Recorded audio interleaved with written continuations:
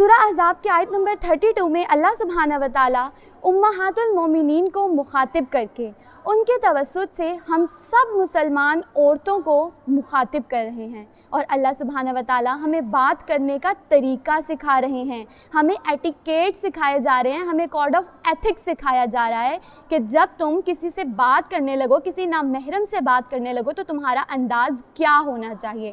سب سے پہلی بات ہمیں جو یہاں پہ سمجھ آ رہی ہے وہ یہ ہے کہ ہمیں اجازت دی گئی ہے۔ اگر اجازت موجود نہ ہوتی تو پھر قرآن میں ہمیں طریقہ نہ سکھایا جاتا۔ اٹ از پرمیسیبل ان اسلام، لیکن شریعت نے ہمیں ساتھ ہی ساتھ بات کرنے کا طریقہ سکھا دیا، سلیقہ سکھا دیا، ہمیں کوڈ آف ایتھکس سکھا دیے کہ کس کس طریقے سے جب تم نامحرم سے مخاطب ہوگی تو بات کرنے کا تمہارا انداز کیا ہوگا۔ ایک پورا سا چارٹر ہمیں بتا دیا۔ سب سے پہلی چیز، تم نرم لہجے میں، سافٹ، پولائٹ، نازگی کے ساتھ لٹک مٹک کے تم بات نہیں کرو گی۔ یہ قرآن کا ایک لا ہے، ایک ڈونٹ ہے کہ تمہارا انداز یہ نہیں ہونا چاہیے۔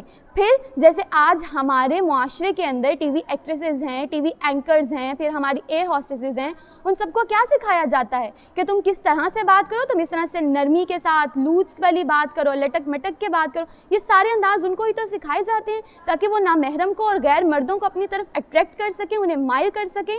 تو اللہ سبحانہ و تعالیٰ ان سب چیزوں سے منع کر رہے ہیں کہ جب تم غیر محرموں سے بات کرو تو تمہارا انداز ایسا نہ ہو کہ وہ تم ان کو اپنی طرف مائل کرو۔ اور پھر ایک ایسا شخص جس کے دل میں تو پہلے سے ہی بیماری ہے، وہ پہلے سے ہی تمہاری طرف مائل ہو رہا ہے، اٹریکٹ ہو رہا ہے، اور تم اس طرح سے بات کرو گی تو وہ تو تمہاری طرف اور کھینچا چلائے گا۔ تو اس انداز سے اللہ سبحانہ و تعالیٰ نے منع فرما دیا۔ ہمیں ایک وائس کنٹرول سکھایا جا رہا ہے کیونکہ لب و لہجہ انداز بہت امپورٹنٹ ہوتا ہے۔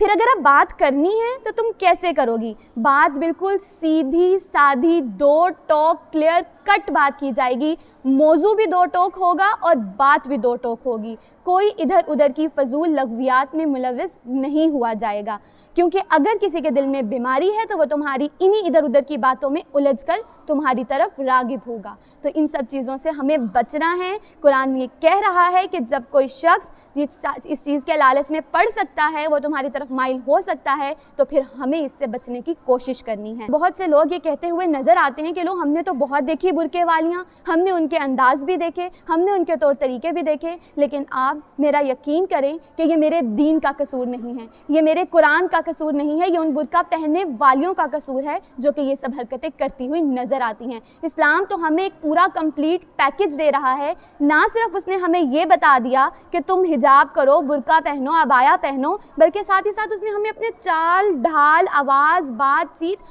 پورا انداز سمجھا دیا، ایک فل آن پیکج دے دیا۔ تو اللہ سبحانہ و تعالیٰ ہمیں ان تمام احکامات کو سمجھنے کی توفیق دے، ہمیں صحیح معنوں میں ان احکامات کو سننے، سمجھنے، ان پہ شرح صدر ہونے اور پھر اپنی زندگیوں میں پریکٹیکلی ان کو امپلیمنٹ کرنے کی توفیق دے۔ آمین ثم آمین۔